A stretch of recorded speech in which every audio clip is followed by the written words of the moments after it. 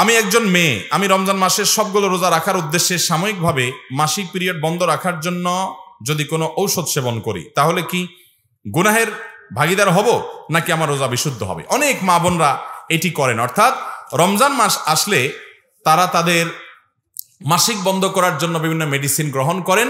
এই মেডিসিনগুলো দিয়ে মাসিক বন্ধ করেন যাতে করে গোটা রমজান মাস রোজাগুলো রাখতে পারেন, ইবাদতবন্দেগী করতে পারেন।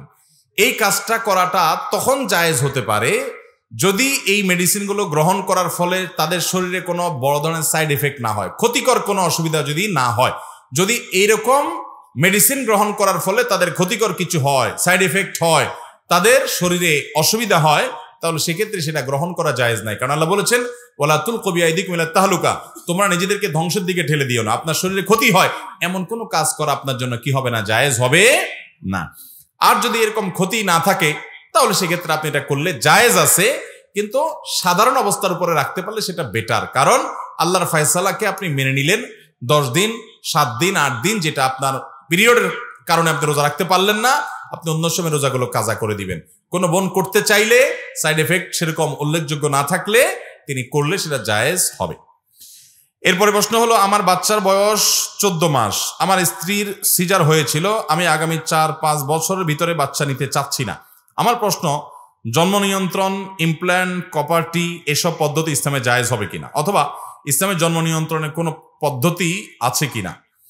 দেখুন, যদি এরকম হয় কারোর যে বাচ্চা সিজারে হয়েছে আর বাচ্চা নেওয়া যাবে না, ডাক্তার বলেছেন এখন বাচ্চা নিলে মায়ের জীবন হুমকির মধ্যে পড়বে, তাহলে আপনি অবশ্যই জন্ম নিয়ন্ত্রণ করতে পারেন। কিন্তু জন্ম নিয়ন্ত্রণের স্থায়ী পদ্ধতি কোনো অবস্থাতেই গ্রহণ করা উচিত নয়। কপার্টি ইত্যাদি এগুলো লং টার্মের জন্য করা যায়, 2 বছর 3 বছর 4 বছর বিভিন্ন সময়ের জন্য, তো সেটা আপনি করেন, পরবর্তীতে আবার সেটা রিনিউ করেন। কিন্তু আপনি স্থায়ীভাবে জন্ম নিয়ন্ত্রণ করবেন, একদম আপনি জরায়ু কেটে ফেলে দিলেন, আপনি একেবারে স্থায়ীভাবে লাইগেশন করে ফেললেন, এরকম পদ্ধতি ব্যবহার করা জায়েজ নাই। জন্ম নিয়ন্ত্রণ ইসলামে জায়েজ আছে তখন যদি এটার উদ্দেশ্য হয় শরিয়া গ্রাহ্য কোনো কারণ, যেমন আপনার এই মুহূর্তে একটা বাচ্চা হলে স্ত্রীর শরীরের উপর হুমকি পড়বে, বা তিনি ভয়াবহ অসুস্থ, আর একটা বাচ্চা নেওয়াটা তার জন্য রিস্ক হয়ে যাবে, কষ্ট হয়ে যাবে অনেক বেশি, আপনি সেই উদ্দেশ্যে গ্যাপ দিতে পারেন। একটা বাচ্চা আছে এখন এই মুহূর্তে, আর একটা বাচ্চা হলে শহরে বসবাস করেন, রাখার কেউ নেই, কষ্ট হয়ে যাবে পালন করা, আপনি উদ্দেশ্যে জন্মবিরতি করতে পারেন। সেটা 2 মাস 2 বছর 5 বছর হতে পারে। কিন্তু যদি উদ্দেশ্য হয় এই যে আমি কি খাওয়াবো, এটা যদি উদ্দেশ্য হয় তাহলে সেটা জায়েজ হবে। আল্লাহ তাআলা মানুষের রিজিকের দায়িত্ব নিছেন, আপনি এই চিন্তা যদি সন্তান আপনি না নেন, জন্ম নিয়ন্ত্রণ করেন তাহলে সেটা জায়েজ হবে না। শারীরিক কোনো কারণে, অসুস্থতার কারণে, যৌক্তিক কোনো কারণে জন্ম নিয়ন্ত্রণ জায়েজ হতে পারে, সেটাও অস্থায়ী হতে হবে, স্থায়ী পদ্ধতি না।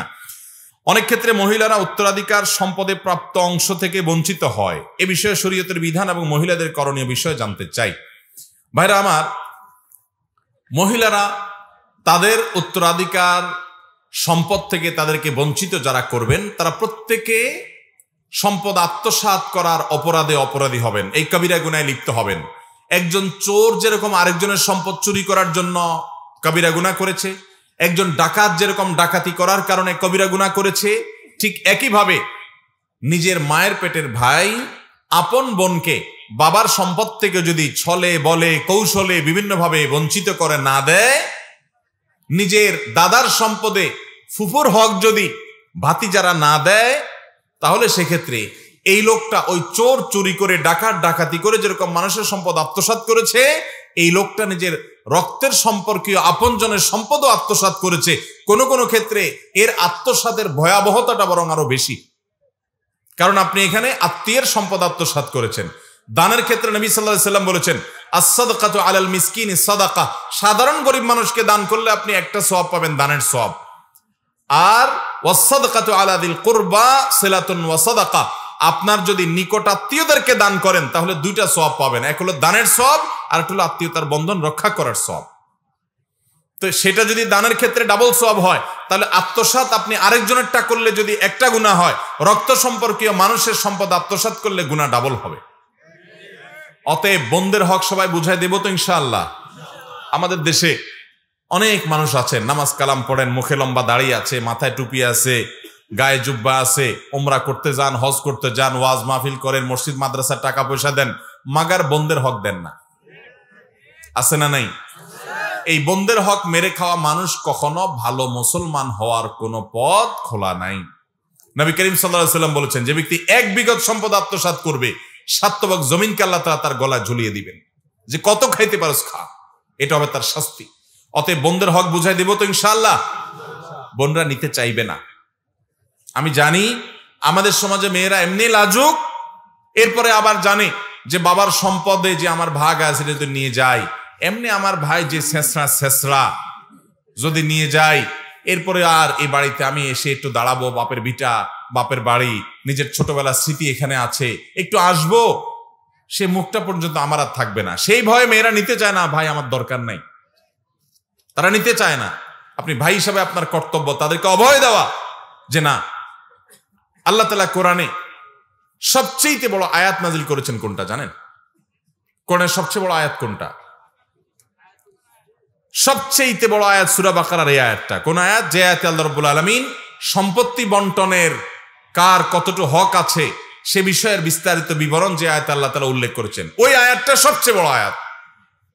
এর একটি কারণ অনেক মুহাক্কিক, অনেক বিশ্লেষক উলামায়ে কেরাম এটাও বলেন যে অন্য বিষয়ে আল্লাহ তাআলা কথা বলে থেমেছেন, দাড়ি দিয়েছেন, কমা দিয়েছেন, কিন্তু সম্পদ বন্টনের, মানুষ মারা গেলে তার প্রত্যেকটা সম্পদ কে কতটুকু পাবে, এই যে বন্টন নামা আল্লাহ তাআলা কোরআনে দিয়েছেন, এই বন্টন নামাটা আল্লাহ সুবহানাহু ওয়া তাআলা এমন ভাবে দিয়েছেন যে সম্পূর্ণ বন্টন নামা শেষ করার আগ পর্যন্ত আল্লাহ তাআলা স্টপ করেন নাই, থামেন নাই, দাঁড়ি দেন নাই।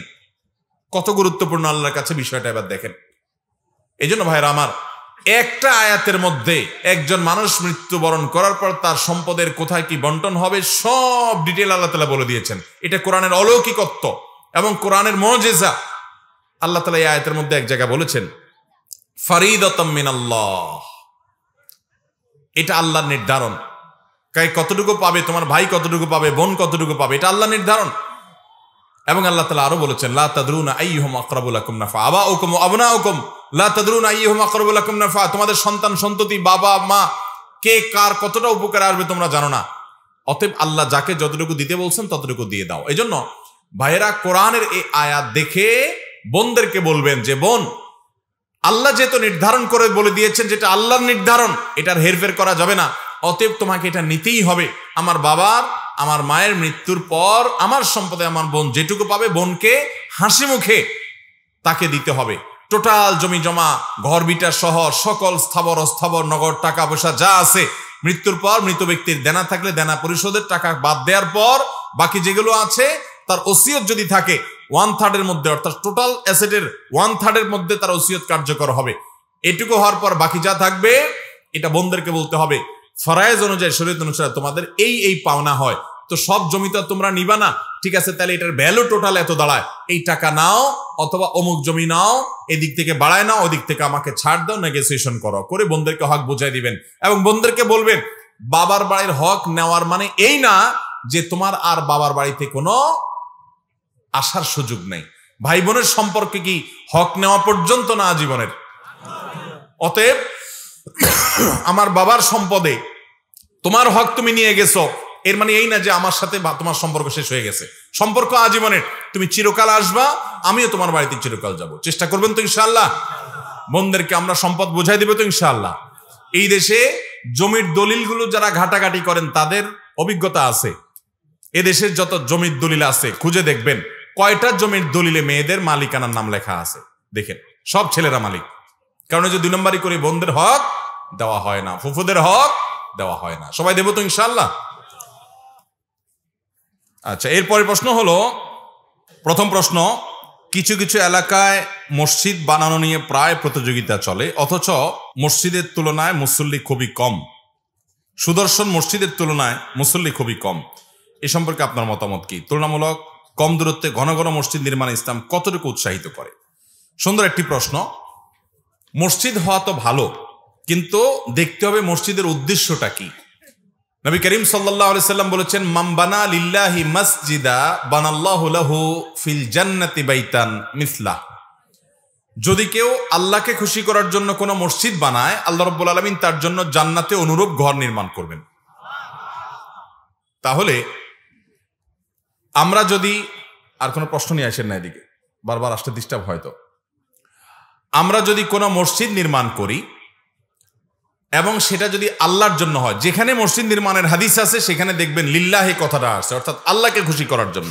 মসজিদ যদি আল্লাহকে সন্তুষ্ট করার জন্য হয় তাহলে সেক্ষেত্রে আল্লাহ রাব্বুল আলামিন তাকে এর বিনিময়ে একটা ঘর, জান্নাতের একটা প্রাসাদ আল্লাহ তাআলা তাকে নির্মাণ করে দেবেন। এখন কথা হলো, এই মসজিদটা নির্মাণ যেহেতু হতে হবে আল্লাহর উদ্দেশ্যে, আমাদের যদি মতলব হয় যে আমাদের বাড়ির সামনে একটা মসজিদ থাকলে আমাদের সুনাম হবে, সুখ্যাতি হবে, মানুষ জানবে অমুকের ছেলেরা মসজিদ বানিয়েছে, অমুকের বাড়ির সামনে মসজিদ হয়েছে, তাহলে এই ক্ষেত্রে সওয়াব হবে না, এটা প্রশংসনীয় কাজ নয়। আমাদের দেশে অনেক এলাকায় মসজিদ হয়, এটা শুধুমাত্র নিজেদের ব্যক্তিগত মত পার্থক্যকে কেন্দ্র করে। কমিটিতে গন্ডগোল লাগছে, কয়েকজন মানুষ বের হয়ে আরেকটা মসজিদ করছে। এরকম মসজিদ আমাদের দেশে অহরহ আছে না নাই? খুবই ন্যাক্কারজনক একটা কাজ। আমরা মনে করি যে আমরা তো সবের কাজ করছি। আপনি মসজিদ বানাবেন যদি মসজিদের প্রয়োজন থাকে, ঠিক আছে, এই জায়গায় মসজিদের প্রয়োজন আছে, মানুষ দূরে যায়, নামাজ পড়া লাগে, কষ্ট হয়ে যায়, এখানে একটা মসজিদ বানালেন, এটা ঠিক আছে। মসজিদের দরকার হোক বা না হোক, যেহেতু আমাকে সভাপতি করা হয় নাই, যেহেতু আমাকে সেক্রেটারি করা হয় নাই, অতএব আমি আরেকটা মসজিদ বানাবো, বানায় আমি সেখানে সভাপতি হব, তাহলে এটা কি আল্লাহর জন্য হলো? আল্লাহর জন্য না হলে এটা ইবাদত হবে না। এই মসজিদে নামাজ পড়লে মুসল্লিদের নামাজ হয়ে যাবে, কিন্তু যারা বানাইছেন তাদের সওয়াব হবে, বরং দুনিয়াবি মতলবে বানানোর কারণে এটা রিয়া হবে, লৌকিকতা হবে, এবং উদ্দেশ্যের অসাধুতার কারণে শিরকে আসগর, শিরকে খাফি, গুপ্ত শিরকের গুনাহ পর্যন্ত হতে পারে। এজন্য মসজিদ বানাইতে গিয়ে আমরা উদ্দেশ্য যেন অসৎ না থাকে সেটা খেয়াল রাখতে হবে। আপনি বলবেন মসজিদ কমিটির লোকেরা খারাপ, তো তারা খারাপ হলে কি আপনার নামাজ হবে না? এই ফতোয়া তো আপনাকে কেউ দেয় নাই যে মসজিদ কমিটির লোকেরা যদি ভালো না হয় সে মসজিদে নামাজ পড়লে নামাজ হবে না, এমন কোনো কথা তো নেই। তারা যদি খারাপ হয় তো তারা তো চিরকাল থাকবে না, তাই বলে আপনি আরেকটা মসজিদ প্রয়োজন না হলে সেখানে গড়ে তুলবেন। আমি চট্টগ্রামে এক জায়গায় গেছি, পুকুরের এক পাড়ে একটা মসজিদ আছে, কমিটিতে গন্ডগোল লাগার পর কিছু লোক বের হয়ে অপর প্রান্তে আরেকটা মসজিদ বানাইছে, ছোট্ট একটা পুকুরের দুই পাড়ে দুইটা মসজিদ। এটা আল্লাহর ঘরের সাথে উপহাস করার শামিল ভাইরা আমার। অতএব মসজিদ বেশি হওয়া ভালো, কিন্তু সেটা হবে প্রয়োজনে, সেটার উদ্দেশ্য হবে মানুষের প্রয়োজন পূরণ করা। ঢাকা শহরে যে পরিমাণ মানুষ, যত ঘন বসতি, রাস্তার এই পাড়ে একটা ওই পাড়ে একটা মসজিদ হলে দোনো মসজিদেই ভর্তি হওয়ার মতো মানুষ আছে, বসবাস করে, বিশাল বড় বড় অ্যাপার্টমেন্ট, পুরো অ্যাপার্টমেন্টে মানুষের জন্য একটা মসজিদ ছোটখাটো দরকার হয়ে পড়ে। অতএব এই হিসাবে মসজিদ বেশি হওয়া প্রশংসনীয়, কিন্তু মসজিদ বেশি বানাচ্ছেন সেটা যদি হয় ওই যে গন্ডগোল ফাসাদ করে সেক্রেটারি সভাপতি হওয়ার জন্য, মোতাল্লি সাজার জন্য, বাকাওয়াতি জাহির করার জন্য, তাহলে সেক্ষেত্রে সেটা অবশ্যই প্রশংসনীয় হতে পারে না। ফরজ সালাতের পর ইমাম সাহেবের নেতৃত্বে সম্মিলিত মোনাজাতে মাসবুক মুসল্লিদের সালাতে বিঘ্ন ঘটিয়ে তা পালন করা কতটুকু শরীয়ত সম্মত? অনেক মসজিদে এই কাজটা হয়, এটা গর্হিত কাজ, এটা না হওয়া উচিত। আপনি আপনার মুসল্লিদেরকে নিয়ে খুব জোরে সোরে দোয়া মোনাজাতে লেগে গেছেন, কান্নাকাটি, হ্যাঁ, সবাই মিলে খুব জোরে সোরে দোয়া করছেন, এদিকে যাদের এক রাকাত দুই রাকাত মিস হয়েছে সে মানুষগুলো নামাজ পড়ছে, আপনার আওয়াজের চোটে তাদের নামাজে বিঘ্ন সৃষ্টি হচ্ছে, এটা কখনো জায়েজ হতে পারে না। অতিরিক্ত ফেসবুক ব্যবহার, পর্নোগ্রাফি দেখা, বেশি সময় মোবাইল টিপা, এগুলো থেকে নিজে এবং নিজের শিশুকে রক্ষা করার উপায় জানাবেন। দেখুন, এটা একটা ব্যাধি, এই ব্যাধিতে আমরা বেশিরভাগ মানুষই আক্রান্ত, ঠিক না ঠিক? আমরা তো আক্রান্ত, আমাদের ছেলে মেয়েগুলো, বাচ্চাগুলোও আক্রান্ত। আমরা গতকালকে মাহফিলে, পূর্বাচলের এক মাহফিলে একজনকে পুরস্কার দিয়েছি।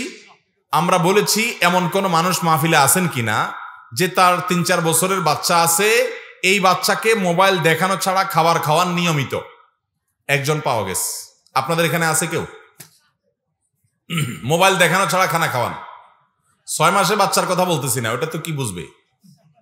3-4 বছরের বাচ্চা, 5-6 বছরের বাচ্চা, বিশেষ করে 2-3 বছরের বাচ্চা, মোবাইল দেখানো ছাড়া খানা খাওয়ান, একবেলা দুইবেলা না, সব সময়। মাশাআল্লাহ, আল্লাহ তৌফিক দান করেন, খুব ভালো কথা এটা। ভাইরা আমার, আমাদের বাচ্চাদেরকে মোবাইলের আসক্তি থেকে বাঁচাতে হলে সর্বপ্রথম যে কাজ করতে হবে তা হলো নিজেরা মোবাইলের অতিরিক্ত টিপাটিপি বন্ধ করতে হবে। বাপ মা সারাদিন মোবাইল টিপবেন আর ছেলে মেয়েদেরকে বলবেন খবরদার মোবাইল টিপতে হয় না, খবরদার বই নিয়ে বসো। তখন বাচ্চারা বুঝবে যে মোবাইল টিপলে বোধ হয় শান্তির সাগরে হাবুডুবু খাওয়া যায়। না হলে আমার বাপ মা সারাদিন টিপে এই সুখটা সে তারা আমাদেরকে বঞ্চিত রাখতে চাচ্ছে। পোলাপান সংগ্রাম করে হলেও চুরি করলে মোবাইল দেখবে। আর যদি আপনারা নিজেরা নিয়ন্ত্রণ করে ফেলেন, নিজেরা অতিরিক্ত টিপাটিপি না করেন, পোলাপান অর্ধেক এমনি সোজা হয়ে যাবে ইনশাআল্লাহ। দ্বিতীয়ত, যে সমস্ত বাসায় এই অটিস্টিক পোলাপান আছে, অটিস্টিক বুঝেন? অটিস্টিক পোলাপান বলতে আমি আপনার হাত পা বিকলাঙ্গ, মাজুর এটা বুঝাচ্ছি না। অটিস্টিক বলতে বুঝাচ্ছি হলো যে মোবাইলের আসক্তিতে এগুলো অটিস্টিকের মতো হয়ে গেছে, সারা দিন মোবাইলের উপর হয়ে থাকে। এরকম অনেক ফ্যামিলি আছে না নাই?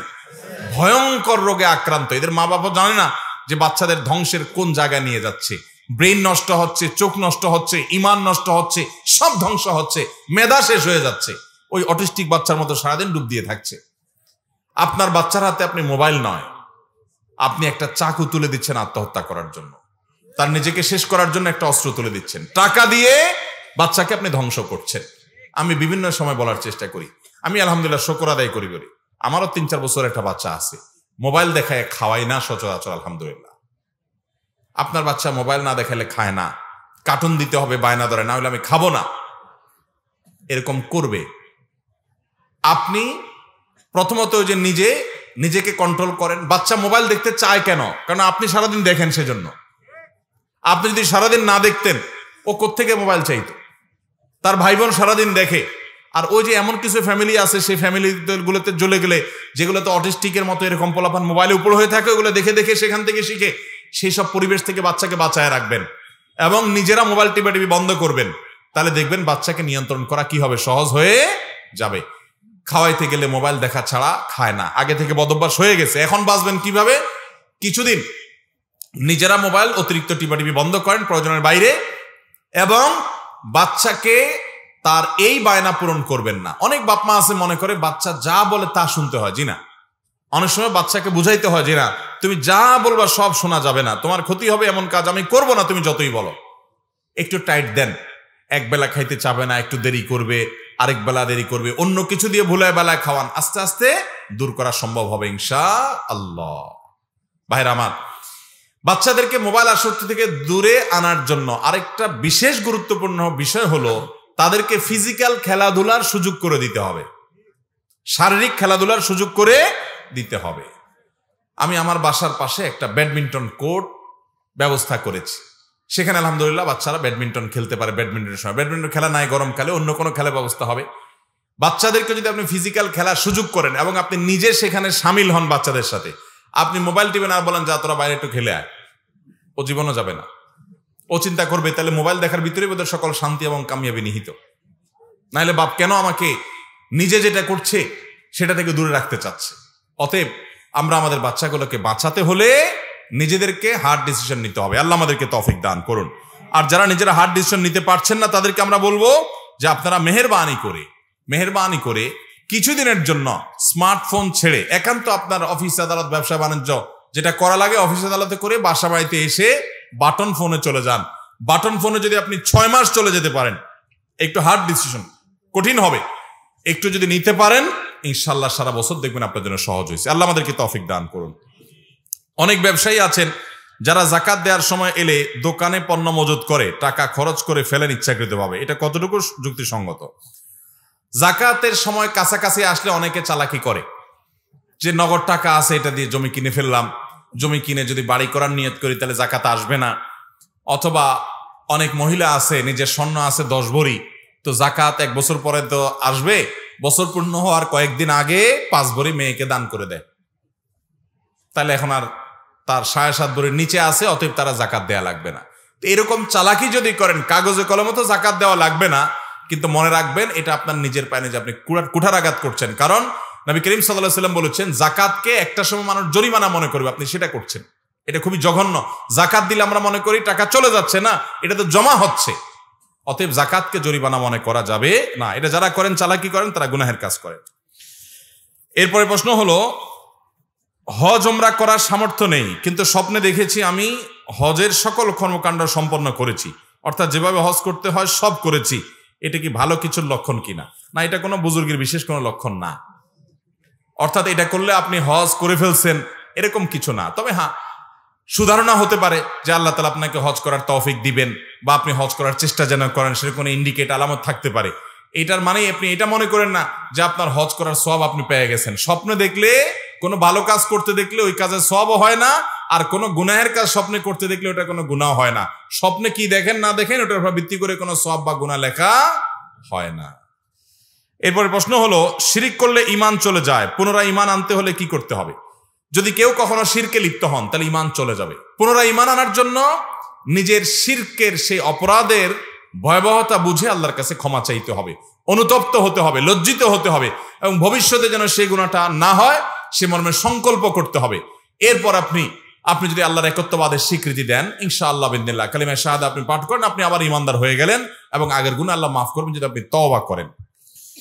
এরপরে প্রশ্ন হলো, বর্তমানে একটি ট্রেন্ড চালু হয়েছে, বিয়ের আগের দিন গায়ে হলুদের রাত্রে বর এবং কনে তাদের বন্ধুদের সাথে মদ পান করে এবং গান বাজনা করে। আমরা জানি যে মদ পান করলে 40 দিনের জন্য আমাদের শরীর নাপাক হয়ে যায়। এই নাপাক অবস্থা বিয়ে করলে বিয়ে হবে কিনা? ভাইরা আমার, মদ পান করলে 40 দিনের জন্য শরীর নাপাক হয় বিষয়টা সেরকম না, বরং বিষয় হলো যদি কেউ মাদকাসক্ত হয় এবং মাতলামিতে লিপ্ত হয় 40 দিন পর্যন্ত তার ইবাদত বন্দেগী নামাজ রোজা কবুল হয় না। এবং মদকে আল্লাহ রাব্বুল আলামিন হারাম করেছেন, এটা জঘন্য হারামগুলোর একটা। এই হারাম কাজে লিপ্ত হলে তার জন্য শাস্তির ব্যবস্থা করে রেখেছেন আল্লাহ তাআলা। কেউ যদি শুকর খায় তার জন্য শাস্তির ব্যবস্থা ইসলামে রাখা হয় না যে তাকে এতগুলো বেত্রাঘাত করতে হবে, এরকম কোন দণ্ড, বিশেষ কোন দণ্ড শরীয়ত হদ দেয় নাই। তাজির আছে, অর্থাৎ ইসলামী রাষ্ট্রের বিচারক তিনি কোন বিশেষ ফয়সালা করে কিছু শাস্তিমূলক ব্যবস্থা নেবেন, সেটা ভিন্ন বিষয়, কিন্তু সুনির্দিষ্ট কোনো হদ ঠিক করে নেয় শরীয়ত। কিন্তু কেউ যদি মদ পান করে তার জন্য কিন্তু শাস্তির ব্যবস্থা শরীয়তে আছে। এর কারণ কি? এর কারণ হলো এটি আমাদের সমাজকে ধ্বংস করে দেয়। আজকাল আমাদের তরুণদের মধ্যে ওই যে বললাম ঈমানি চেতনা, ধর্মীয় কাজকাম থেকে তাদেরকে দূরে রাখার যে একটা ষড়যন্ত্র, শিক্ষা থেকে তাদের ধর্ম বিদায়, বিনোদন থেকে তাদের ধর্ম বিদায়, ক্রীড়ার নামে ধর্ম থেকে বিযুক্তি, এইভাবে নানাভাবে ধর্ম থেকে দূরে সরাতে এখন তরুণদের মধ্যে এমন একটা উদ্ভট মানসিকতা তৈরি হয়েছে যে বিয়ের আগে মদ পান করে মাতলামি করতে হবে। সারা জীবন যে গুনাহ করে না সেও সে গুনায় লিপ্ত হয়। কিয়ামতের আগে অনেক অসভ্যতা, অনেক বর্বরতা, এটা সমাজের স্বাভাবিক ট্রেন্ডে চালু হয়ে যাবে এবং অব্যাহত হয়ে যাবে। সেটা মানুষ সাধারণ মনে করবে। আল্লাহ তাআলা এই হারামগুলো থেকে আমাদের বেঁচে থাকার তৌফিক দান করুন। সৌদি আরবের রিয়াদে কাবা শরীফের আদলে একটা বাণিজ্যিক ও বিনোদন শহর তৈরি করা হচ্ছে। প্রশ্ন হলো, কাবা ঘরের আদলে কোনো এরকম বিল্ডিং নির্মাণ করলে কাবা ঘরের অসম্মান হয় কিনা? এটা নিয়ে সম্প্রতি অনেক জায়গায় আলোচনা হচ্ছে এবং আমাদের দেশের বেশ কয়েকটা গণমাধ্যমের নিউজ আমি দেখেছি যে সৌদি আরবে রিয়াদের অদূরেই প্রায় 19 কিলোমিটার, সম্ভবত 19 কিলোমিটার বর্গ কিলোমিটার এলাকা জুড়ে একটা বিশেষ আধুনিক শহর তৈরি করা হচ্ছে। সেই শহরের কেন্দ্রীয় ভবন, পৃথিবীর বড় ভবনগুলোর একটা তৈরি করা হচ্ছে, সেটার নাম দেওয়া হয়েছে মোকাব না যেন কি। মোকাব এটার মূল ধাতু কাবার মূল ধাতু থেকেই, এবং সেটার ডিজাইনটা অনেকে দাবি করছেন অনেকটা কাবার মতো। যে ছবিগুলো নেটে আসছে, নিউজে প্রচার হয়েছে, সেটা দেখে কিছুটা কাবার মতো মনেও হয়। বাকি তাদের উদ্দেশ্য, যারা নির্মাণ করছেন সৌদি গভর্নমেন্ট, তাদের উদ্দেশ্য কি সেটা আল্লাহ তাআলা ভালো জানেন। যদি কাবা ঘরের আদলটা হুবহু নকল করা হয় এবং সেটা করে কোনো বাণিজ্যিক প্রতিষ্ঠান করা হয়, সেখানে হালাল হবে, নিশ্চয়ই হারাম কাজও হবে, সেখানে অনেক নাজায়েজ কাজও নিশ্চয়ই হবে, কারণ সব মানুষ তো এটা কোনো এবাদতখানা না, সেটা তো একটা বাণিজ্যিক একটা শহর, এবং সে শহরটা আধুনিক শহরের নামকরণ করার মানেই হলো সেখানে হালালের পাশাপাশি হারামের ব্যবস্থাপনাও থাকবে তথাকথিত। যাই হোক, তো এইরকম যদি হয় তাহলে কাবা ঘরের এই আদলটাকে হুবহু যদি সেখানে নকল করা হয় তো সেটা অবশ্যই কাবা ঘরের প্রতি অসম্মান হবে। কিন্তু এখানে আসলে কি হচ্ছে, উদ্দেশ্য কি, এটা কি কাকতালীয় মিল কিনা, এই বিষয়গুলো না জেনেই হুট করে আপনার এই বিষয়ে মন্তব্য করে চূড়ান্ত কোনো সিদ্ধান্ত দিয়ে দেওয়া কঠিন। কিন্তু এটা আমরা মৌলিকভাবে বলে রাখতে পারি যে কাবা ঘরের আদলে আপনি একটা ব্যবসা প্রতিষ্ঠান করলেন হুবহু কাবা ঘরের নকল করে, বা একটা বিনোদনের ঘর করলেন, অবশ্যই এটা কাবা ঘরের প্রতি অসম্মান এবং অশ্রদ্ধা। যদি এরকম কিছু হয়ে থাকে ইন্টেনশনালি, তাহলে অবশ্যই সেটা থেকে তাদের সরে আসা উচিত। তবে প্রকৃত ঘটনা কি সেটা না জেনে আমরা হুটহাট করে মন্তব্য করে কোনো ফতোয়া আগে থেকে জারি করে দিব না। মৌলিক বিষয়টা আমরা জেনে রাখলাম যে ইসলামের শেয়ার যেগুলো আছে এগুলো নিয়ে কোনো হেয়ালিপনা চলে না, এগুলোকে নকল করা চলে না, এগুলোর অনুরূপ আরেকটা অবিকল আরেকটা তৈরি করা, তাও বাণিজ্যিক বা এরকম কোনো উদ্দেশ্যে, সেটা কোনো অবস্থাতেই গ্রহণযোগ্য হতে পারে না।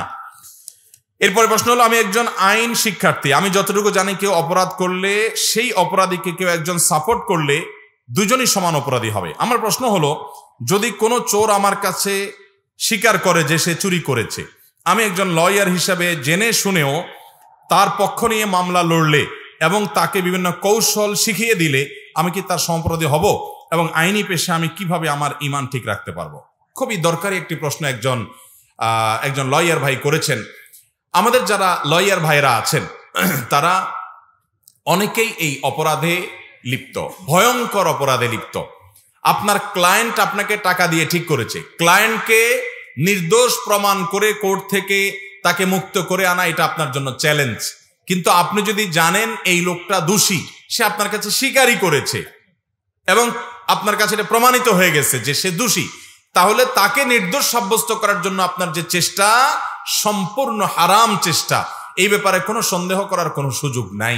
যারা উকিল আছেন, যারা এই জাতীয় আপনার আইন পেশায় কাজ করছেন এবং মানুষকে আইনি সহায়তা দিচ্ছেন, এই ভাইরা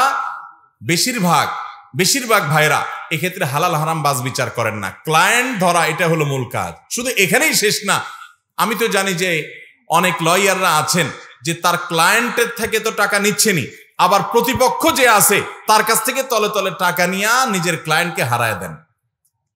এই কাজও অনেক উকিলরা নাকি করেন। কোন সেক্টরে যাবেন আপনি? ডাক্তারদের কথা আমরা জানি যে রোগীর যদি 50-100 টাকার মেডিসিন হয়ে যায়, তারপরও তাকে 1000-2000 টাকার টেস্ট দিয়ে অযথা হয়রানি করে কমিশন খাওয়ার প্রথা, এটার নিয়ম, এটার রেওয়াজ, এটার বদ কালচার আমাদের সমাজে অনেক ডাক্তারদের মধ্যে আছে। মানুষ কোথায় যাবে? যেদিকে যাবে সেদিকে দুর্নীতি, অনিয়ম, অবৈধ কাজের ছড়াছড়ি। অথচ এই দেশ নাকি মুসলিম সংখ্যাগরিষ্ঠ দেশ। আমাদের জন্য লজ্জা হয়, এটা আমাদের জন্য লজ্জার কারণ যে নামধারী মুসলমান এই দেশে ভরে গেছে, প্রকৃত মুসলমান এই দেশে পাওয়া যায় না। অতএব ভাইরা আমার, ভালো মুসলমান হওয়ার জন্য হারাম ছাড়া জরুরি। অনেক উকিল ভাই আছেন, অনেক এই জাতীয় ডাক্তার ভাই আছেন, দাঁড়িয়েও রাখেন, নামাজও পড়েন, রোজাও রাখেন, হজও করেন, উমরাও করেন, জাকাতও দেন, দান সাদেকা করেন, তাসবিহ তাহলিল করেন, ওয়াজ নসিহত শুনেন, সব করেন, মাগারে 2 নম্বরটাও করেন। আছে না নাই? আপনি কখনো ভালো মুসলমান হতে পারেন? আল্লাহর কসম, আপনার ইবাদত বন্দেগীর কোনো মানে নাই। আপনার জন্য সবচেয়ে জরুরি কাজ হলো মৌলিক ফরজ কাজ, 5 ওয়াক্ত ফরজ আদায় করার পর আপনার জন্য সবচেয়ে জরুরি কাজ হলো হারাম ছাড়া। আপনি হারাম ছাড়বেন না, হারাম করবেন আরামের সাথে, আর এদিকে তাসবিহ তাহলিল করবেন। 2 পয়সার কোনো উপকার আসবে না তাসবিহ তাহলিল। আল্লাহ তাআলা আমাদের সবাইকে হারাম ছাড়ার তৌফিক দান করুন। যে ভাই প্রশ্ন করেছেন সে উকিল ভাইকে আমরা সাধুবাদ জানাই যে তিনি সৎ পথে চলার ন্যূনতম চেষ্টা তিনি করতে চাচ্ছেন। তার বিবেক তাকে আঘাত করেছে, তার বিবেক তাকে বলেছে যে এই কাজটা সঠিক হবে না সম্ভবত। সম্ভবত নয়, বরং নিশ্চিতভাবে আমরা বলতে পারি যে আসামি যদি দোষী আপনি জানেন, তাহলে আদালতের কাছে তাকে নির্দোষ সাব্যস্ত করার জন্য আপনার লড়াই মানে হলো আপনি একটা অন্যায়কে স্পষ্টত সাহায্য করলেন। এটা কখনো জায়েজ হতে পারে না। আল্লাহ বলেছেন, ওয়ালা তাআওয়ানু আলাল ইসমি ওয়াল উদওয়ান, তোমরা পাপ এবং সীমালঙ্ঘনের কাজে কেউ কারোর সহযোগিতা করবা না। আপনি সেই কাজটা করছেন। আল্লাহ আমাদেরকে হারাম ছেড়ে আসার তৌফিক দান করুন। আমাদের সংস্থার প্রায় 6 বছর হলো। আমাদের সংস্থার পুরো অর্থ আমাদের পকেট খরচ বাঁচিয়ে মাসিক চাঁদার মাধ্যমে আসে। আমরা প্রায় সময় আমাদের কাজের ছবি তুলি এবং তা আমাদের পেজে আপলোড করি। যেহেতু আমাদের সংস্থা কাজের ছবি না দিলে বিভিন্ন মানুষ বিভিন্ন মতামত করে, আমাদের চিন্তা ভাবনা লোক দেখানো নয়, উদ্দেশ্য হলো মানুষের মুখে হাসি ফোটানো এবং আল্লাহকে রাজি খুশি করা এবং দাতাদের কাছে জবাবদিহিতা নিশ্চিত করা। আমরা জানতে চাই, কাজের ছবি তুলে ফেসবুকে আপলোড করলে গুনাহ হবে কিনা, আমরা কি করতে পারি যেহেতু মানুষের কাজের প্রতি প্রশ্ন তুলতে পারে সে ভয়ে কাজ করা। এটাতে গুনাহ হবে না। ইন্নামাল আমালু বিন্নিয়াত। আপনি কেন ছবি তুলে ফেসবুকে দিচ্ছেন সেটা নির্ভর করবে আপনার নিয়তের উপরে। আপনার যদি উদ্দেশ্য হয় মানুষের কাছে বাহবা নেওয়া, তাহলে তো আপনি সওয়াব পাবেন না, উল্টা গুনাহ হবে। আপনার যদি উদ্দেশ্য হয় জাহির করা, ব্যক্তিগত দান জাহির করে মানুষের কাছে আপনি দানবীর সাজা, তাহলে তো গুনাহ হবে। কিন্তু আপনার উদ্দেশ্য যদি হয় দাতাদের কাছে জবাবদিহিতা নিশ্চিত করা যে ভাই কোথায় খরচ হয়েছে আপনারা দেখেন, এবং একইভাবে অন্যদেরকে উদ্বুদ্ধ করা, এটা যদি উদ্দেশ্য হয় তাহলে ইনশাআল্লাহ গুনাহ তো হবেই না, বরং আরো সওয়াব হবে। এটা নিয়তের উপর নির্ভর করবে। তবে আপনি যখন বেনিফিশিয়ারিদের ছবি প্রকাশ করবেন তখন তাদের প্রাইভেসিটা লক্ষ্য রাখবেন যে তাদের প্রাইভেসি যেন লঙ্ঘন না হয়। এটা অনেক গুরুত্বপূর্ণ একটা ব্যাপার। লুঙ্গিতে কি সতর পরিপূর্ণ হেফাজত হয়? আপনার সতর ঢাকতে হবে, নাভি থেকে হাঁটুর নিচ পর্যন্ত পুরুষ হিসেবে আপনাকে ঢাকতে হবে। সেটাকে আপনি লুঙ্গি দিয়ে ঢাকবেন না প্যান্ট দিয়ে ঢাকবেন, না পাজামা দিয়ে ঢাকবেন, না চাদর পরে ঢাকবেন, সেটা আপনার ব্যাপার। আপনার ঢাকা থাকলেই হলো। এমনও হতে পারে যে একজন লুঙ্গি দিয়ে সতর ঢাকতে পারছে, কিন্তু আরেকজন এমন প্যান্ট পরছে যে তার সতর খোলা। হতে পারে কি পারে না? অতিরিক্ত পাতলা বা অতিরিক্ত টাইট, যেটা শরীরের বিবরে মাপ জোপ পর্যন্ত বোঝা যায়, সেটা কখনো শরীয়ী পোশাকের কোনো আওতায় সেটা পড়তে পারে না, বিধায় সেটা পড়া যাবে না। কিন্তু যদি আপনি লুঙ্গি পরেন বা যে কোনোটা পরেন, নাভি থেকে হাঁটুর নিচ পর্যন্ত আপনি ঢেকে রাখতে পারছেন, সতর ঢাকা যাচ্ছে, আপনার সতরের কোনো অংশ দেখা যাচ্ছে না, বাস তাতে সতর ঢাকার যে কাজ সেটা হয়ে যাবে।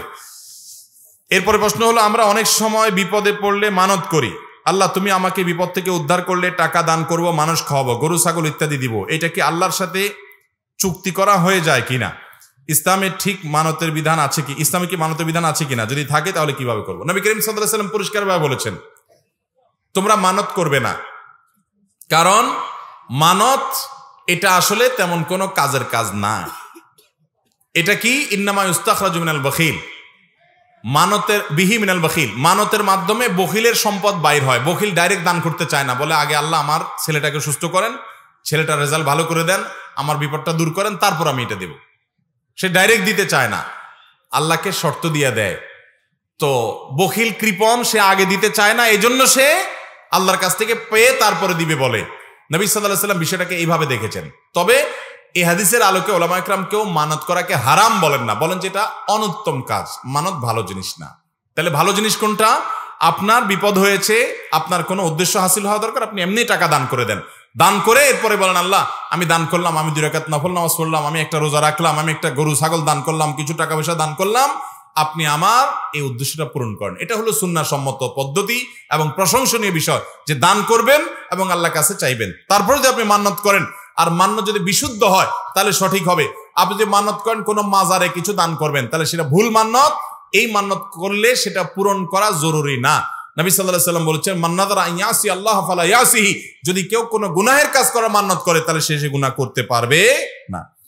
আর্থিক সংকটের কারণে কেউ যদি ব্যাংক থেকে ঋণ নিয়ে বিদেশে যায় এবং যাওয়ার পরে টাকা উপার্জন করে, সে টাকা উপার্জন কি হালাল হবে? আর্থিক সংকটের কারণে আপনি যদি ব্যাংক থেকে ঋণ নেন, এই টাকায় আপনি বিদেশে যান, তাহলে সেক্ষেত্রে আপনি কাজটা হারাম কাজ করেছেন। সুদি ঋণ নিয়ে যদি যান তাহলে হারাম কাজ করেছেন, এর জন্য আপনার গুনাহ হবে। এর মানে এই না যে পরবর্তীতে বিদেশে গিয়ে আপনি যদি হালাল কামাইও করেন সেটা হারাম হয়ে যাবে, সেটা না। সেগুলো আপনার হালাল হবে, কিন্তু কাজটা কারণে আপনার গুনাহ হবে এবং আল্লাহর কাছে এর জন্য আপনার ইস্তেগফার করা উচিত। এরপরে প্রশ্ন হলো, 4-5 বছর ধরে খুব কষ্টে আছি, আমার মনের মধ্যে খুব বাজে চিন্তা আসে। প্রথমে আল্লাহ বা নবীকে নিয়ে আসতো, তখন আরো বিশ্রীভাবে এখন আরো বিশ্রীভাবে অন্য চিন্তা আসে, বা যা কাউকে বলা সম্ভব নয়। এর জন্য সারাক্ষণ তওবা ইস্তেগফার করি, যত তওবা করি তত বেশি চিন্তা আসে, নিজেকে খুব অপরাধী লাগে, আমি খুব কষ্টে আছি হুজুর, কি করব? অনেক ভাইদের এরকম প্রশ্ন আসে। মুসলমানের সন্তানদের এইরকম পরিস্থিতি তৈরি হওয়াটা এটা একেবারে নতুন জিনিস না, তবে ইদানিং একটু বেশি। বিভিন্ন জায়গায় আমরা এরকম মানুষ দেখছি যে তার মনে হচ্ছে কোরআন তার পায়ের নিচে, এটা তার মনে হয়, এবং নিজে যন্ত্রণার মধ্যে ভুগতে থাকেন, ছটফট করেন যে আমি তো এটা করতে পারি না মুসলমান হিসাবে। আল্লাহকে নিয়ে বাজে কথা, আল্লাহকে নিয়ে গালিগালাজ করা, এগুলো মনে আসে। ভাইরা আমার, ইন্টারেস্টিং বিষয় হলো এই বিষয়গুলো প্রমাণ করে যে শয়তানের অস্তিত্ব আছে, শয়তান আমাদেরকে কুমন্ত্রণা দেয়, এবং শয়তানের এই কুমন্ত্রণার বিষয়টা টের পাওয়ার পরে আপনার ঈমান আরো বেড়ে যাওয়া উচিত। যেখানে কেউ একজন আমাকে শয়তানি করছে, এই কথা চিন্তা করে আপনি আল্লাহর অস্তিত্বের প্রতি আরো বেশি ইয়াকিন এবং বিশ্বাস আপনার আসবে। নবী করিম সাল্লাল্লাহু আলাইহি ওয়াসাল্লামকে এরকম এক সাহাবী বলেছেন যে আমার আল্লাহকে নিয়ে বাজে চিন্তা হয়, তখন নবী সাল্লাল্লাহু আলাইহি ওয়াসাল্লাম বলেছেন যাকা নাফসুল ঈমান, এটাই তো মূল ঈমান, যে আল্লাহকে নিয়ে বাজে চিন্তা আসছে, যে যেই ঘরে সম্পদ আছে ওই ঘরে চোর যায়। কোনো অমুসলিমের মনে এরকম চিন্তা আসে না। আপনি যেহেতু ঈমান এনেছেন, শয়তান আপনার ঈমান নষ্ট করার জন্য লেগেছে। বিশেষ করে এগুলো ব্ল্যাক ম্যাজিকের কারণে, কালো জাদুর কারণে এই সমস্ত ভয়াবহ পরিস্থিতি মানুষের শরীরে তৈরি হয়, মনের মধ্যে তৈরি হয়। এরকম যদি হয় তাহলে সেক্ষেত্রে আপনি ব্ল্যাক ম্যাজিক দূরের জন্য কোরআন হাদিসের আলোকে যারা ঝাড়ফুঁক করেন তাদের শরণাপন্ন হন, কোরআনে কারীমের সূরা পড়েন এবং আল্লাহর কাছে পানা চান, আউযু বিল্লাহি মিনাশ শাইতানির রাজিম, এবং পড়েন আমানতু বিল্লাহি ওয়া রাসূলি, আমানতু বিল্লাহি ওয়া রাসূলি, এটা পড়েন, এবং আউযু বিল্লাহি মিনাশ শাইতানির রাজিম পড়েন। বাম দিকে প্রতীকী থিতু দেন 3 বার, এবং বেশি সূরা বাকারা তেলাওয়াত করেন এবং পড়েন আওয়াজ দিয়ে দিয়ে। কোনো ঝাড়ফুঁকের কাছে যান, মানসিক কোনো ডাক্তারকেও দেখান, বহুমুখী কার্যক্রম করেন, সেই সাথে মাথায় রাখবেন আল্লাহ সম্পর্কে আপনার মনে বাজে চিন্তা আসার মানে হলো আপনি ঈমানদার, আপনি এই চিন্তার কারণে পেরেশান, আপনি এটাতে খুশি না, তার মানে আপনার মধ্যে ঈমান আছে, আল্লাহর প্রতি বিশ্বাস আছে, অতএব আপনার ঈমান হারা হন নাই। এটা নিয়ে আপনি টেনশন বেশি করলে শয়তান আরো পেয়ে বসবে। টেনশন করবেন না, বরং খুশি হবেন যে শয়তানকে আমি টের পাচ্ছি, সে আমাকে আমার মধ্যে বাজে চিন্তা ঢুকাচ্ছে। আল্লাহর প্রতি ঈমান আরো বেড়ে যাওয়া উচিত। এরপরে প্রশ্ন হলো, উমরার শুরু থেকে শেষ পর্যন্ত কি কি কাজ করতে হয় যদি দয়া করে একটু বলতেন। উমরার কাজগুলো খুব বেশি না, আমরা মনে করি উমরা অনেক জটিল কোনো কাজ। উমরা পারফর্ম করা এটা খুব সহজ একটা কাজ। সর্বপ্রথম কাজ হলো আপনার দেশ থেকে আপনি যখন যাবেন মিকাতে গিয়ে গোসল করে উত্তম রূপে, হাতের চুল নখ ইত্যাদি, শরীরের চুল নখ ইত্যাদি থাকলে অবাঞ্ছিত এগুলো কেটে পরিষ্কার হয়ে ফ্রেশ হয়ে গোসল করে এহরামের কাপড়, সেলাই ছাড়া কাপড় পরবেন, পরে লাব্বাইকা উমরাতান নিয়ত করবেন। কারো পক্ষ থেকে করলে লাব্বাইকা উমরাতান আন অমুক অমুক মনে মনে নিয়ত করলে হবে, জমুকের তরফ থেকে লাব্বাইকা উমরাতান, বাস নিয়ত করে ফেললেন। এরপরে আপনি রওনা দিবেন। সাধারণত বিমানে গেলে মিকাত থেকে এহরাম পরা যায় না, তাহলে আপনি ঢাকা এয়ারপোর্ট থেকেও পড়তে পারেন, অথবা এহরামের কাপড় নিয়ে বিমানে ঘোষণা দেয় যে এখন আমরা মিকাত ক্রস করব, তখন আপনি পরে ফেলতে পারেন যদি অল্প সময় পান। আর নাহলে এখান থেকে এহরামের কাপড় পরে থাকলে নিয়তটা তখন করলেন লাব্বাইকা উমরাতান, বাস শুরু হয়ে গেল এহরাম পরা, একটা কাজ শেষ। এহরাম পরার পরে আপনি তালবিয়া পড়বেন, লাব্বাইক আল্লাহুম্মা লাব্বাইক, লাব্বাইক লা শারীকা লাক লাব্বাইক, ইন্নাল হামদা ওয়ান নি'মাতা লাকা ওয়াল মুলক লা শারীকা লাক। এটা পাঠ করতে করতে আপনি পুরা পথে যেতে থাকবেন। পুরুষরা জোরে জোরে পাঠ করবে, মহিলারা আস্তে আস্তে, বাস দুইটা কাজ হয়ে গেল। এহরাম পরা, গোসল করে উত্তম রূপে মিকাত থেকে নিয়ত করা এবং তালবিয়া পড়তে থাকা। এরপরে আপনি যখন মক্কা যাবেন, হারামের কাছাকাছি যাওয়ার পর হারামে কাবা শরীফ দেখে তওয়াফ শুরুর আগ পর্যন্ত আপনার তালবিয়া পড়তে থাকবে। মসজিদে প্রবেশের সময় মসজিদে প্রবেশের সুন্নাহগুলো পড়বেন, আদায় করবেন, করে ভিতরে ঢুকে শুরুতে আগে তওয়াফ শুরু করবেন। 7টা চক্কর দিবেন। কাবাগরের হাজরা আসওয়াদ পাথরকে বাম পাশে রেখে ডান পাশে সবুজ লাইট রেখে বিসমিল্লাহি আল্লাহু আকবার বলে আপনি তওয়াফ শুরু করবেন। 7 বার চক্কর দিবেন, 7 বার। এই 7 বার চক্করের প্রত্যেক চক্করে আলাদা দোয়া নেই, তবে এই চক্করে দোয়া কবুল হয়। দারুণ দোয়া কবুলের একটা জায়গা। মনে আল্লাহর কাছে যত চাওয়া সেগুলো পেশ করবেন। এবং আপনি রুকনে ইয়ামানি বলে কাবার 4টা কোণার একটা কোণাকে, অর্থাৎ হাজর আসওয়াদ পাথর যে কোণা তার আগের যে কোণাটা আছে তওয়াফ করতে, যেটা তার আগে পড়বে ওইটাকে রুকনে ইয়ামানি বলে। ওই কোণা থেকে হাজর আসওয়াদ পাথর কোণা, এই দুটার মাঝখানে একটা দোয়া আছে, রব্বানা আতিনা ফিদ দুনিয়া হাসানা ওয়া ফিল আখিরাতি হাসানা ওয়া কিনা আযাবান নার। আর যেহেতু এটা আপনার তওয়াফে জিয়ারা বলে, এটা প্রথম তওয়াফ, অতএব উমরার তওয়াফ, এজন্য আপনি ইহরামের কাপড় পুরুষরা ডান পাশের বগলের নিচ দিয়ে বাম পাশে কাঁধের উপরে ফেলবেন। এটা করবেন। এটা করে আপনি এই তওয়াফটা শেষ করবেন। এবং প্রথম চক্করগুলো, প্রথম কয়েকটা চক্কর আপনি জোরে দিবেন, একটু জোরে জোরে দৌড়াবেন প্রথম 3টা চক্কর। এরপরে বাকি চক্করগুলো আপনি স্বাভাবিক থাকবেন। তো এই যে তওয়াফ 7টা দিবেন আপনি, প্রত্যেকবার হাজরতের পাথরের কাছে আসলে হাত দিয়ে ইশারা দিয়ে আল্লাহু আকবার বলবেন, বাস। আবার আপনি দোয়া করতে থাকবেন, এভাবে 7 চক্কর দিবেন। তওয়াফ করা শেষ, আপনি মাকাম ইব্রাহিমকে সামনে রেখে অথবা হারামের যে কোনো জায়গা দাঁড়িয়ে 2 রাকাত সালাত পড়বেন। প্রথম রাকাতে সূরা কাফিরুন, দ্বিতীয় রাকাতে সূরা কুল হুয়াল্লাহ। আর এই নামাজের আগে সম্ভব হলে কাবা ঘরের যে চৌকাট মুলতাজাম বলে ওইটা ধরে আপনি আল্লাহর কাছে দোয়া করবেন। এরপরে 2 রাকাত নামাজ পড়লেন, পড়া শেষ, জমজম পানি পান করে আপনি সাফা মারওয়া সাই করবেন। প্রথমে সাফা পাহাড়ে যাবেন এবং পড়বেন যে ইন্নাস সাফা ওয়াল মারওয়াতা মিন শাআইরিল্লাহ ফামান হাজ্জাল বাইতা ওয়া তামারা ফালা জুনাহা আলাইহি আন ইয়াতাওয়াফা বিহিমা।